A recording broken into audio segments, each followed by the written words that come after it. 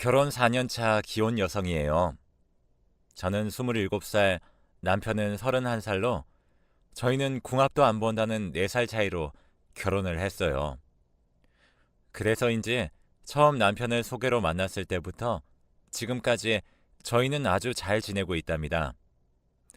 그런데요, 이렇게 사이가 좋은데도 저에겐 걱정거리가 하나 있었어요. 바로 시댁 때문이었는데요. 저는 얼굴도 뵙지 못했지만 시어머니와 시누이는 시아버지가 돌아가시고부터 아들이자 장남이고 오빠인 남편에게 심리적으로 또 경제적으로 의지를 심하게 하셨어요. 다행히 남편이 단호박처럼 자기 집에 되는 것은 되고 불가능한 것은 안 된다고 얘기를 하고 있어 결혼하고 큰 문제는 없었지만 그게 결혼이 1년이 넘어가니 슬슬 저에게도 영향을 미쳐와서 얼마 전 큰일이 있었어요.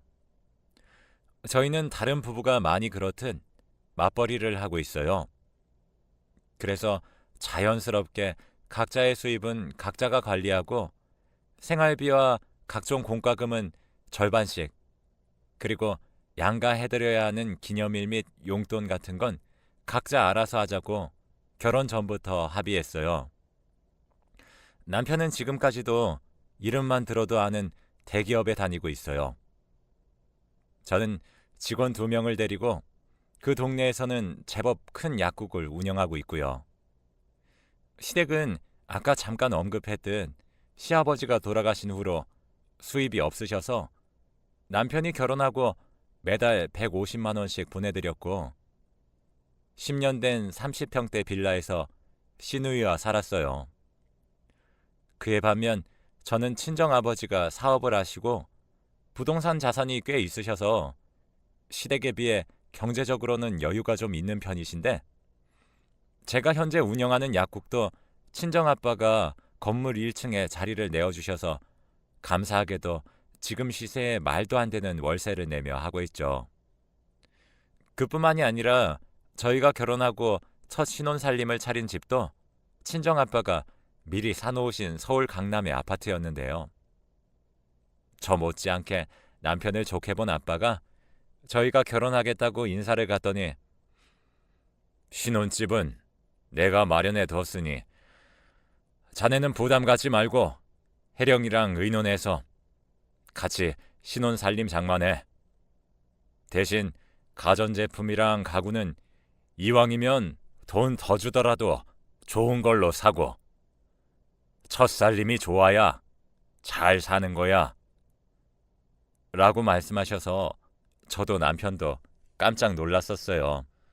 저희 아빠는 남편이 아버지를 여의고 실질적인 집안의 가장으로 살아왔다는 것을 대견해하면서도 측은하게 여기셨죠.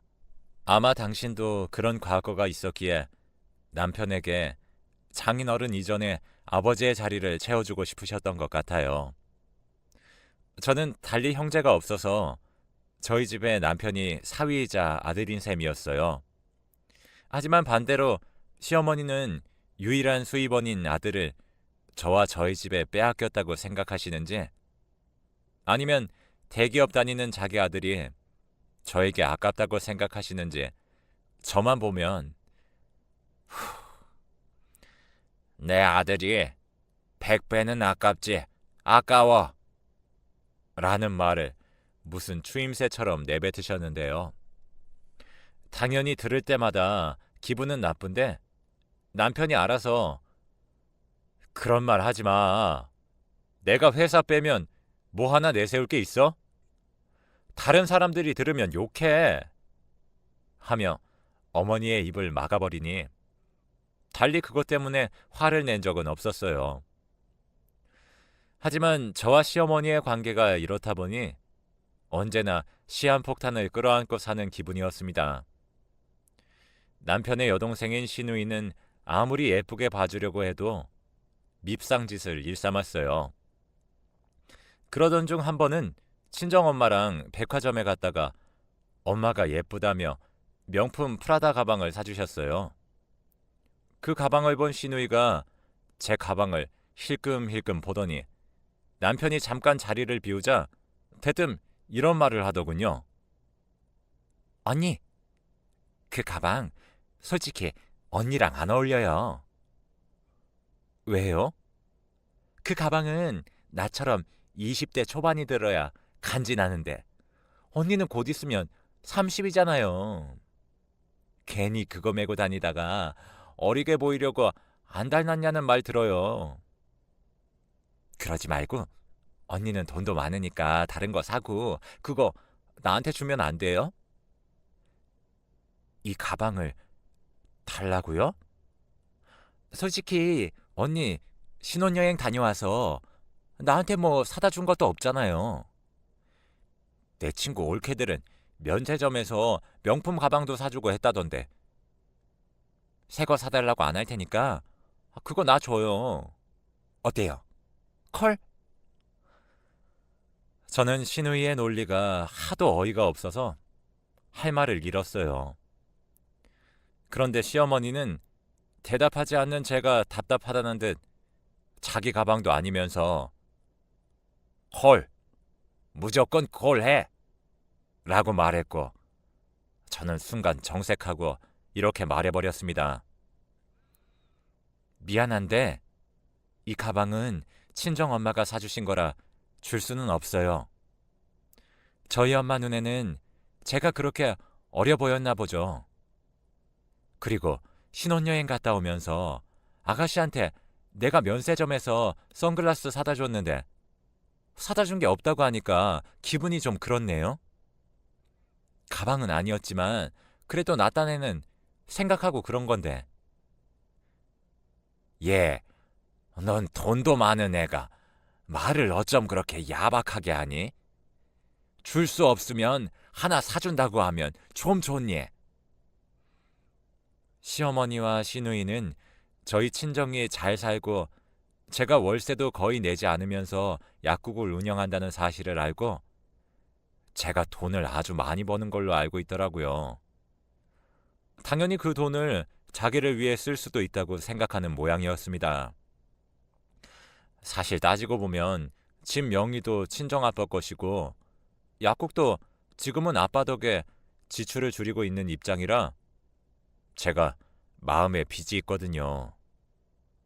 그래서 언제까지고 친정의 도움을 받을 수 없기에 제 나름 돈을 모으며 준비를 하고 있는데 그 사실을 알 리 없는 시어머니와 시누이는 저를 무슨 구두쇠 보듯 했어요. 무슨 일이야? 나 없을 때 무슨 말 했어? 자기야, 그게 아니다. 얘기는 무슨 아무 얘기 안 했다. 시어머니는 남편이 돌아와 무슨 일이냐고 묻자 아무 일도 아니라는 듯 급히 제 입을 막으셨어요. 이쯤이면 대충 시댁과 저희 부부의 사이를 짐작하실 수 있으실 텐데요. 이렇듯 시어머니와 시누이는 남편 눈을 피해 어떻게든 저에게 돈이면 돈, 물건이면 물건 얻어가려고 하셨어요. 그래서 저는 시어머니와 시누이의 전화가 무서웠고 남편한테 말하지 말라는 말이 먼저 나오면 자연스럽게 긴장이 되었어요. 그렇다고 남편에게 시시콜콜 시댁의 얘기를 하는 것도 좀 그랬는데 그런 데는 제 나름의 이유가 있었어요. 저희 남편은 결혼 전부터 아무리 가족이라고는 하지만 자기 어머니도 자기 동생도 버겁다고 했어요. 자립할 생각도 없고 어떻게든 자기한테 의지해서 원하는 것을 손에 넣으려고 하는 어머니와 여동생이 싫었다고요. 그렇다고 자기한테 뭘 해주거나 고맙다, 수고했다 이런 소리도 하지 않으면서 그렇게 싫다는데도 데리고 다니면서 돈 계산을 하게 했다고 해요. 그래서 저와 만난다고 했을 때도 시댁에서는 달가워하지 않았고 결혼까지 한다고 하니 마치 자신들이 편하게 쓰던 지갑을 잃어버린 듯 그렇게 아들을 장가 보내기 싫어했다는 소리를 나중에서야 남편을 통해 듣게 되었죠. 솔직히 가족이니까 지금까지 참았지 남이면 절대 엮이기 싫어. 그래서 내가 자기한테 늘 창피하고 미안해. 혹시라도 우리 엄마나 석주가 이상한 소리 하면 나한테 바로바로 말해. 내가 자기 신경 쓰지 않게 알아서 잘할게. 남편이 미리부터 이런 소리를 하는데 제가 가운데서 시어머니나 시누이의 이야기를 전달하는 게 여간 조심스러웠겠어요. 괜히 저로 하여금 분란이 생기지 않을까 저도 남편이 마음 쓰는 게 싫어서 말을 하지 않게 되더라고요. 하지만 아무것도 모르는 시어머니는 제가 결혼할 때 뭐 하나 해주신 것도 없으시면서 저에게 그렇게 예단을 요구하셨어요. 예, 네가 뭘 사면 좋을지 모를 것 같아서 내가 적어봤다. 어머니, 기석 씨한테 못 들으셨어요? 신혼집을 저희 아빠가 해주셔서 예단은 따로 안 하기로 했는데. 들었다. 그런데 그게 말이 되니? 보는 눈들도 많은데 어떻게 예단을 안 할 생각을 하니? 예, 너도 참 염치가 없다. 그래도 내 아들이 우리나라에서 손에 꼽히는 대기업에 다니잖아. 참말 말고 거기 적힌 건 준비해라. 저는 당황했지만 이왕 적어 오셨다고 하니 주신 리스트를 봤어요. 그런데요, 리스트를 보니 정말 기가 막히는 거 있죠? 당신 세간 살림살이와 시누이 명품 가방, 명품 옷까지 적혀 있는데 이게 왜 예단 리스트인지 모르겠더라고요. 그래서 저는 대충 대답을 얼버무리고는 그 리스트를 고스란히 남편에게 줬어요. 아무래도 그건 남편이 해결해야 할 부분 같았거든요. 그리고 남편이 그 리스트를 보자마자 어이가 없다면서 득달같이 시어머니에게 전화해서 말도 안 되는 이런 거 내밀지 말라고 큰 소리를 쳤고, 그 일을 시작으로 시어머니는 저를 남편 뒤에 숨어 자기를 골탕 먹이는 괘씸한 며느리라고 생각하셨어요. 그래서 웬만해서는 남편에게 시댁에 대한 이야기는 전달하지 않으려고 하는데 얼마 전 도저히 말을 하지 않고서는 감당하지 못할 일이 생기고 말았어요. 그날은 연락도 없이 무작정 시어머니가 시누이와 제가 있는 약국에 무슨 빚받으러 온 빚쟁이들처럼 들이닥친 날이었고, 여지없이 남편한테는 말하지 말고 따로 이야기를 하자고 하시는데 느낌이 다른 날과 다르게 더 쎄하더라고요. 예, 석주가 요즘 연애를 하는데 어쩌면 결혼 얘기도 나올지 모른다고 하더라. 니네가 석주 혼수랑 예단해줄 거 아니면 이번 참에 합가를 하면 어떨까 하는데. 합가요? 저는 전혀 생각도 못한 말씀이라.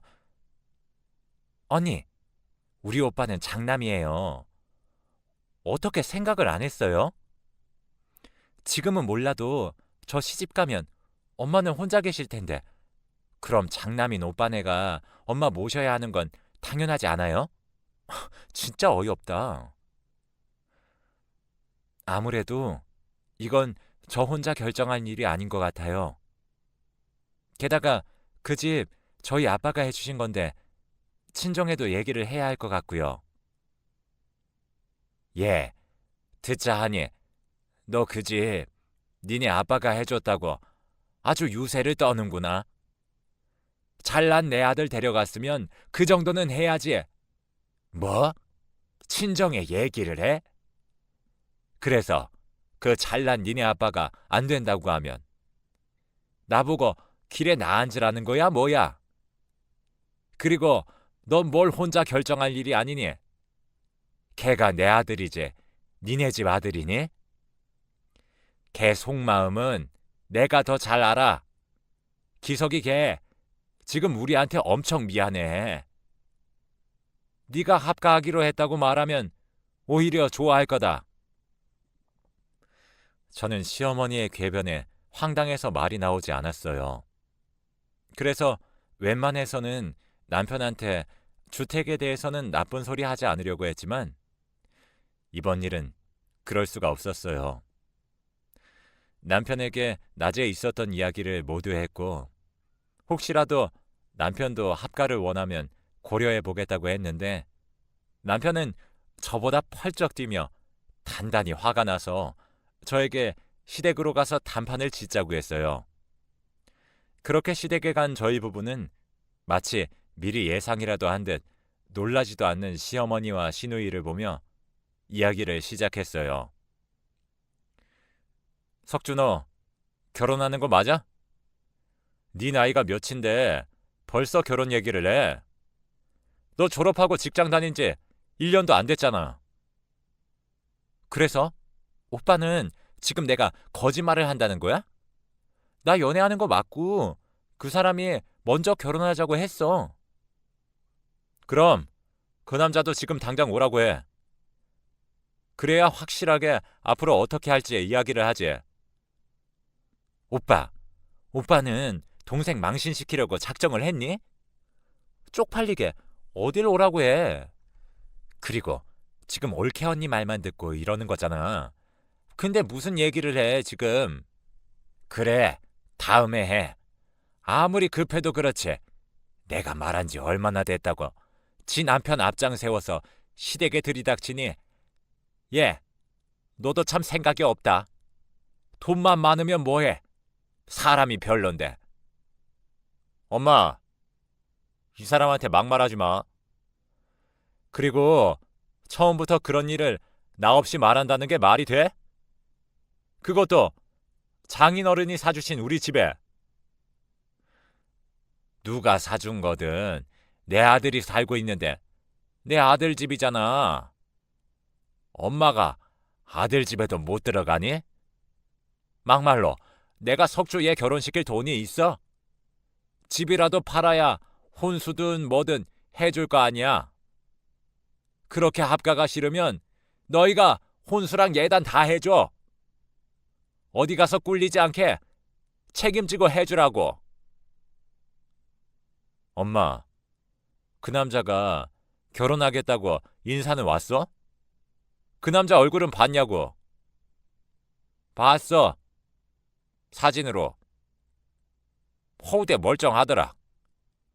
얘 말로는 돈도 있는 집이래. 시집만큼은 걱정 없겠더라고. 저는 옆에서 대화를 듣는데 이런 말 미안하지만 한심하게 보였어요. 얘기를 더 들어보니 시누이가 남자를 만나는 건 맞지만 그 남자가 그냥 한 말인데 시누이는 진짜로 믿는 것처럼 보이더라고요. 시누이는 이제 취업한 지 얼마 되지 않아서 월급이 적은데 돈도 쥐꼬리만큼 주면서 시키는 게 많다고, 또 집이랑 직장이 거리가 멀어서 힘들어 죽겠다고 항상 불만이 많았고 이참에 시집을 가게 되면 일도 하지 않고 편하게 살 수 있을 거란 기대를 하는 것 같았어요. 제가 이 정도인데 남편은 오죽하겠어요? 남편은 더 이상 대화가 의미 없다고 생각했는지 자기가 먼저 쐐기를 박는 듯 이렇게 말했어요. 나 지금까지 엄마랑 석조 때문에 힘들게 살았어. 이 사람 있는 데서 말하는 거 창피하긴 한데 그래도 지금은 말해야 할 것 같아.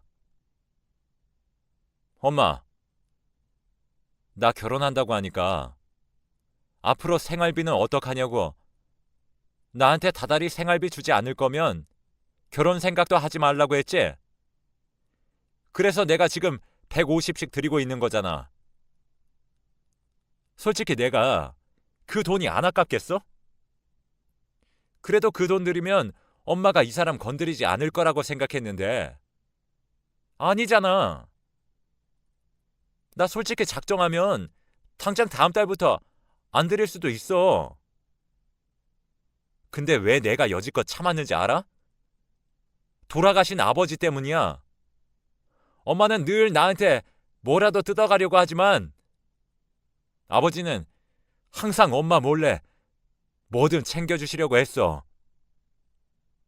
나중에 나도 가장이 되면 갖고 싶은 것도 참고 때론 희생도 하게 될 수도 있다고. 당신이 계시는 동안은 장남이라고 부담 갖지 말라고. 근데 그런 아버지가 돌아가시면서 나한테 뭐라고 하셨는지 알아?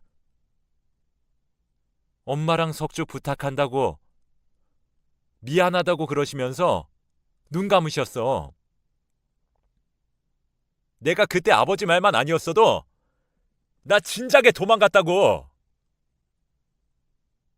야, 150이 돈이냐? 그래, 너 말 잘했다. 네 아버지가 그렇게 너한테 부탁을 했으면 150이 아니라 1,500도 아깝다고 생각하지 말고 해줘야 하는 거 아니야? 지하에 있는 네 아버지가 원통하시겠다. 석주 얘는 네가 준 돈으로는 택도 없어서 학자금 대출까지 받았어. 꼴랑 150 줘놓고 넌 너무 오버하는 거 아니냐? 너가 정 합가하기 싫으면 석주 빌렸던 돈 갚아주고 앞으로 생활비 300 정도는 줘야 될 것 같다. 엄마! 엄마는 아들이 무슨 은행이야? 내가 그 돈 주고 나면 나한테 뭐가 남아? 계속 이런 식으로 나오면 생활비고 뭐고 아무것도 없어. 합가? 지금도 이런데 무슨 꼴을 더 보자고 그런 소리를 해? 나 솔직히 이대로 연 끊으면 더 좋거든? 나도 할 만큼 했어. 석주 졸업하고 돈 버니까 나 이만하면 아버지랑 한 약속 잘 지킨 것 같아.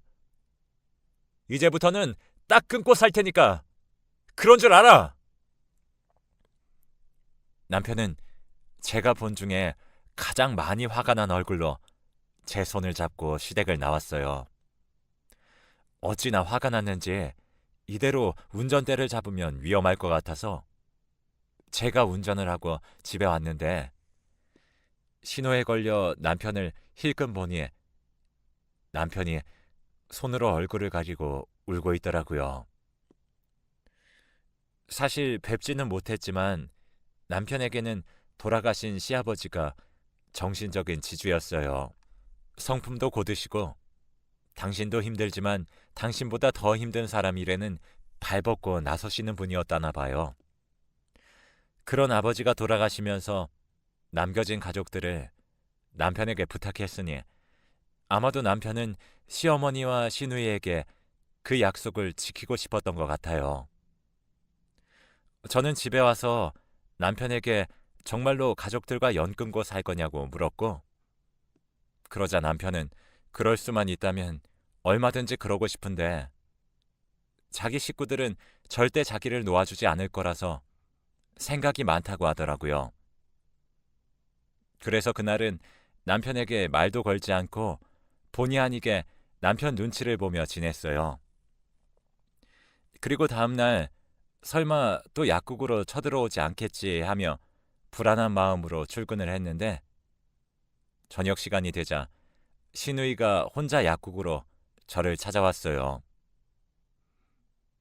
언니, 저희 엄마 어제 밤새 끙끙 앓으셨어요. 그래서 저 결혼 안 하려고요. 오빠 말대로 제가 결혼한다고 해서 이런 일이 벌어졌으니 제가 안 하는 게 맞는 것 같아요. 아가씨, 어제 오빠도 많이 힘들어했어요. 지금은 아가씨가 직장 생활이 적응도 덜 됐고 안 하던 걸 하니까 힘들 수도 있는데 조금만 참으면 금방 괜찮아질 거예요. 그리고 사람은 1년은 좋게 만나봐야 돼요. 너무 모를 때 결혼하고 살면 후회할 수도 있고요. 지금이 얼마나 좋을 땐데. 에이, 그게 말은 쉽죠. 제가 오빠처럼 대기업에 다니는 것도 아니고 언니처럼 전문직도 아니고 제 월급에서 돈을 모은다는 것 자체가 무리예요. 그게 제 현실이고요. 그래서 하는 소린데 저 언니 약국에서 일하면 안 돼요? 우리는 가족이니까 언니가 월급 좀 신경 써주면 저도 엄마한테 생활비 좀 드리고 그럼 좋을 것 같은데. 저는 신우이의 말을 듣고 속으로 참 가지가지 한다고 생각했어요. 무슨 일이든 진득하게 하는 법이 없는 신우이를 아무리 가족이라도 채용할 마음이 없었거든요. 게다가 신우이는 말하는 투도 생각도 저랑 맞지 않는데 이걸 매일 봐야 한다고 생각하면 벌써부터 머리가 지끈지끈해 오는 것 같았어요. 그래서 저는 신우이의 제안을 거절했고 대신 남편 모르게 학자금 대출 받은 건 제가 상환해 줄 테니 그 돈을 시어머니에게 생활비로 좀 드리면 어떠냐고 말했는데요. 신우이는 제 말을 듣고 길길이 뛰며 불같이 화를 내는 거예요. 나는 기껏 생각해서 결혼도 포기하고 언니한테 부탁했는데 언니 정말 실망이에요. 근데 제가 결혼을 하건 말건 엄마는 벌써 부동산에 집 내놨어요. 그러니까 언니는 저희 이사 올 준비나 하세요. 오늘 얘기 잘 되면 집에 가서 엄마 설득하려고 했는데 안 되겠네요. 아, 빨리 오빠한테 전화해요. 그래야 오빠가 또 울며 겨자 먹듯 생활비 300 준다고 하지. 저게 동생인지 원수인지 오빠 힘들 거 뻔히 알면서 저런다는 게 저는 정말 이해도 안 가고 화가 났어요. 그래서 고민을 하다 친정에 갔고 친정엄마는 제 얼굴을 보자 무슨 일이냐며 물으셔서 저는 하도 답답해서 친정엄마에게 시댁의 일과 조금 전 시누이의 얘기까지 모두 말했어요. 그러자 친정엄마는 말없이 한숨을 쉬고는 이렇게 말씀하셨어요. 내가 이런 말을 하는 게 안서방한테 미안하긴 한데 내가 언제고 그 여자 그럴 줄 알았다. 니네 아빠도 그러더라. 안사돈이 안서방을 자식으로 보는 게 아니라 돈줄로 보는 것 같다고. 솔직히 엄마는 그래서 너 결혼까지는 하지 않았으면 했는데 안서방이 너무 사람이 좋아서 안서방만 보고 결혼시켰다. 너 속상하겠지만 안서방한테는 별말 하지 마. 엄마랑 아빠가 상의하고 무슨 수를 내던가 해야지. 너희는 자식이니 함부로 해도 우린 사돈이니 함부로 하지 못할 테니까. 엄마, 미안해. 잘 사는 모습 보여줘야 하는데 너희가 잘못한 것도 아닌데 뭘 미안해. 힘든 일이 있으면 엄마 아빠한테 의지해. 괜히 말도 안 하고 너희끼리 소갈이 하는 게 더 불효야. 너도 그렇고 안서방도 우리한테는 자식인데 당연히 엄마 아빠가 나서야지. 저는 엄마의 말에 힘을 얻고 집으로 돌아왔어요. 그리고 모처럼 우리 서방 맛있는 음식이라도 해줘서 기운나게 해주고 싶었는데 그날 남편이 더는 저에게 피해주고 싶지 않다며 이혼 서류를 가지고 왔더라고요. 이런 선택을 하고 싶진 않았는데 석주한테 엄마가 집 내놨다는 말을 들었어. 아마 그 성미에 그냥 밀고 들어올 작정인 것 같은데 나 더 이상 자기랑 자기 부모님한테 패 끼치고 싶지 않다. 우리 이혼하자. 아무래도 이게 최선인 것 같아. 나 같은 사람은 처음부터 결혼 같은 거 하면 안 되는 거였어. 자기야, 이게 말이 된다고 생각해? 우리 둘이 좋아서 결혼했는데 왜 이혼을 우리 문제가 아닌 다른 이유로 해야 해? 이건 아니지. 우린 가족이잖아. 패 끼치는 게 어디 있어? 우리 엄마가 그러더라. 자기도 자식이라고. 오히려 이러는 게 나는 더 서운해. 그날 남편도 저도 얼마나 울었는지 몰라요. 그리고 남편한테서 오늘 낮에 저희 아빠가 갑자기 점심이나 같이 먹자고 하더니 괜찮다고 사양을 해도 신용카드를 한 장 주시더라고 해요.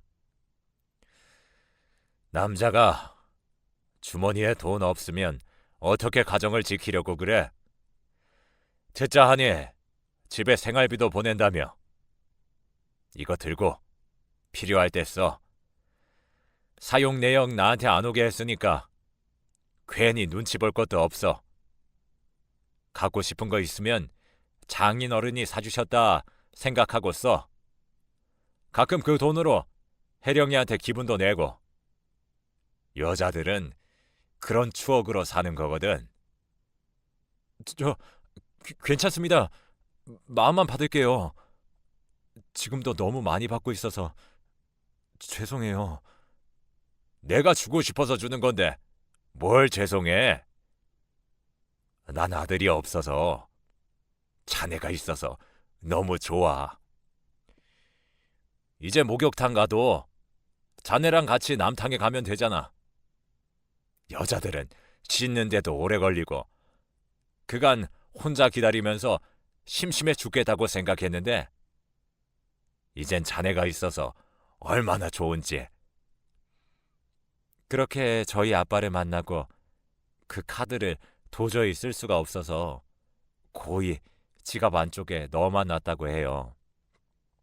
그 와중에 저를 만나고 헤어진 시누이가 전화가 와서는 남편에게 시어머니가 집을 내놨고 저에게 합가 준비를 하라고 했다고 말을 했다는 거예요. 석주한테 그 말을 듣고 얼마나 기가 찼는 줄 알아? 피 하나 섞이지 않은 아버님은 날 아들 생긴 것 같다고 뭐든 해주시려고 하는데 정작 내 진짜 가족은 내 등에 빨대를 꽂는데 난 전생에 나라를 팔아먹었나 봐.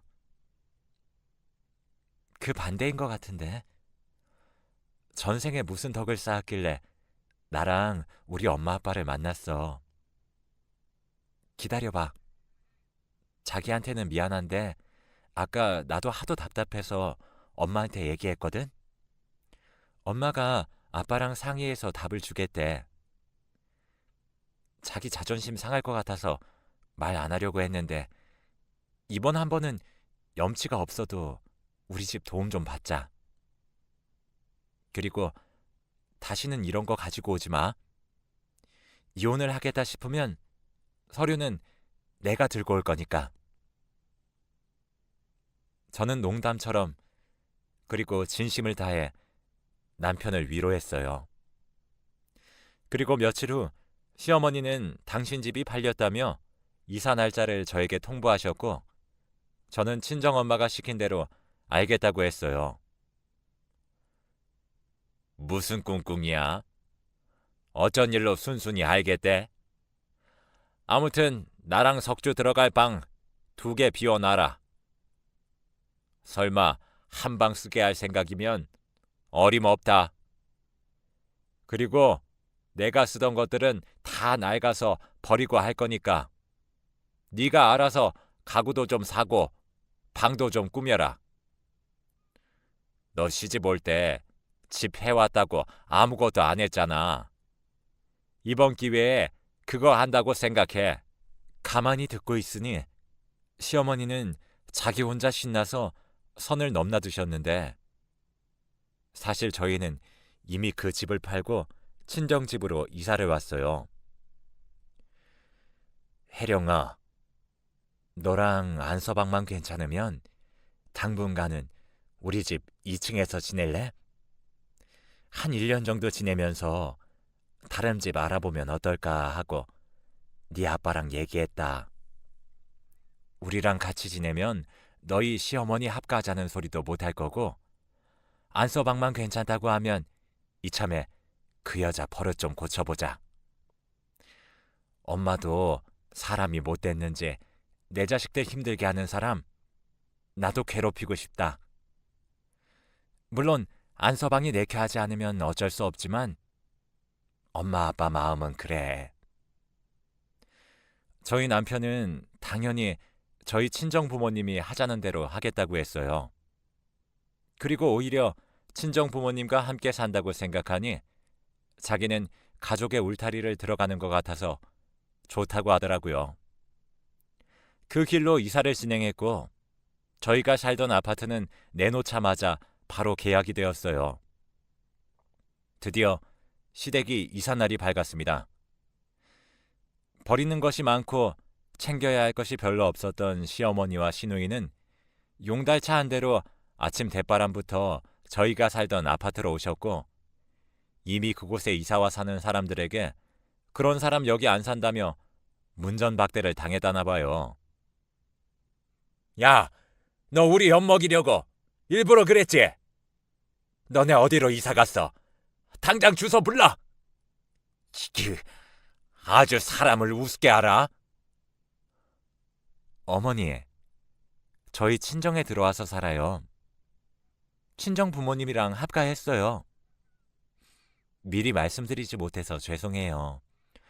워낙 급하게 진행된 일이라서요. 그 집이 저희 아빠 집이잖아요. 아빠가 그 집 파신다는데 저희라고 별 수 있나요? 그래서 저희도 갈 곳이 없어서 친정에 얹혀 살아요. 어머니도 갈 곳 없으시면 여기로 오셔서 저희랑 같이 얹혀 사실래요? 뭐라고? 너 일부러 그랬지? 됐고, 우리 어디든 들어가야 하니까 있는 돈 다 보내. 당장 들어갈 집은 있어야 할 거 아니야. 엄마, 우리 돈 없어. 그리고 앞으로 장인어른한테 월세도 내야 해서 엄마한테 드리던 돈도 100으로 줄여야 할 것 같아. 석주 돈 버니까 괜찮지? 그리고 1년 뒤엔 그 돈도 안 보낼 거야. 우리도 집 구해서 나가야지. 그렇게 돈 많다고 자랑하더니 처가에서 월세를 내래? 그리고 니들 살 집도 안 해준다고? 엄마가 자꾸 눈독 들여서 안 해주신대. 지금도 하마터면 자기 집에 엄마가 들어와서 살 뻔했다고 그 집 정리하신 거야. 무슨 이런 거지 같은 경우가 다 있어. 너 그 소리 듣고도 가만히 있었어? 응, 가만히 있었어. 만약 나라도 그랬을 거니까. 엄마, 이제 제발 거지 말고 사람답게 살아. 살던 집 팔고 오늘 잔금 받았지? 그 돈으로 앞으로 지내 집 구해. 이번 기회에 집도 좀 줄이면 더 좋겠네. 엄마 끊어. 그리고 앞으로 돈 얘기는 무조건 안 들어드릴 거니까 얘기도 꺼내지 마. 엄마, 나 지금 너무 행복해. 여기선 내가 돈이 아닌 자식 같거든. 제발 부탁인데 이제 나도 좀 사람답게 살자. 엄마가 좀 도와줘라. 그래, 너 네 엄마랑 네 동생 어떻게 되든 상관하지 말고 혼자 잘 먹고 잘 살아. 우리도 더 이상 너 가족으로 생각하지 않을 테니까. 지 혼자 잘 살겠다고 가족도 버린 네가 얼마나 잘 사나 내가 똑똑히 두고 볼 거야. 그 사람들이 지금은 잘해주는 것 같지? 그래도 남은 남이야. 가족 없으면 얼마나 서러운데. 너 그때 우리 찾아와도 우리는 너 절대 받아주지 않을 거다. 이 망할 자식. 네 아버지도 지금 지하에서 피눈물을 흘리고 있을 거야. 시어머니는 그 말을 끝으로 전화를 끊으셨어요. 그리고 지금까지도 아무런 연락이 없으셔서 이 글을 쓰고 있는 지금도 저희 부부는 시어머니와 시누이가 어디에서 어떻게 살고 있는지 모르고 있어요. 어디서 어떻게 살고 계시나 내가 먼저 연락드려야 하는데 하다가도 그날 남편이 했던 자기도 사람답게 살자는 말이 가슴에 콕 박혀서 내 남편이 행복하게 살 수 있으면 뭐든 상관없다는 생각에 그러지 않고 있어요.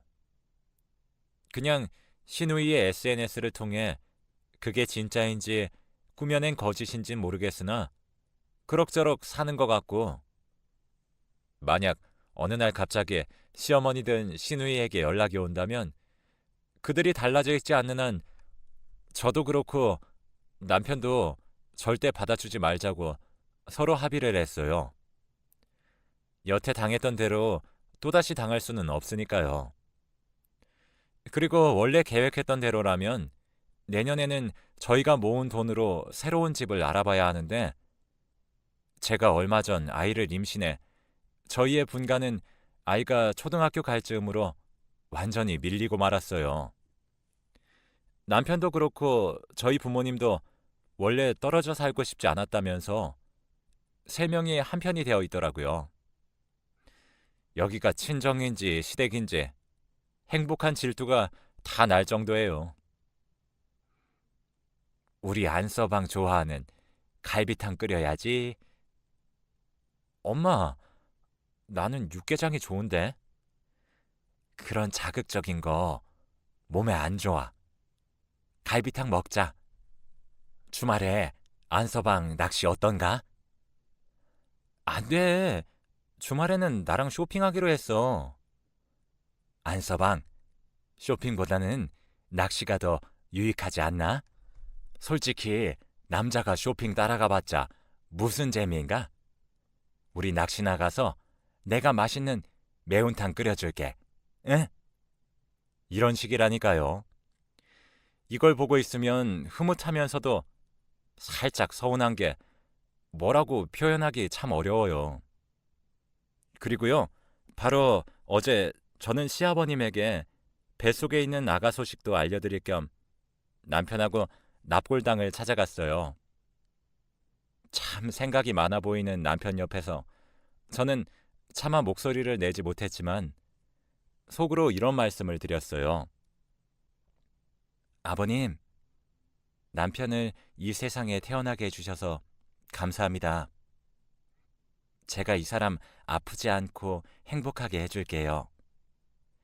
그리고 앞으로 태어날 저희 아가도 착하고 멋진 남편을 닮을 수 있도록 해주시고, 무엇보다 앞으로는 시어머님이랑 아가씨와 잘 지낼 수 있도록 아버님이 두 사람 정신 좀 차리게 도와주세요. 그래야 남편도 가족들 보고 살 수 있죠. 그럼 저는 평생 아버님 며느리로 충성하고 살겠습니다. 이 기도가 부디 꼭 하늘에 계신 시아버지에게 닿을 수 있었으면 좋겠습니다. 그래서 우리 남편이 지금보다 더 많이 행복할 수 있었으면 저는 더 이상 바랄 것이 없을 것 같아요. 지금까지 저의 사연 들어주셔서 감사합니다. 지금의 이 마음을 잊지 않도록 평생 노력하면서 살게요. 여러분들에게도 좋은 일만 가득하길 기도하겠습니다.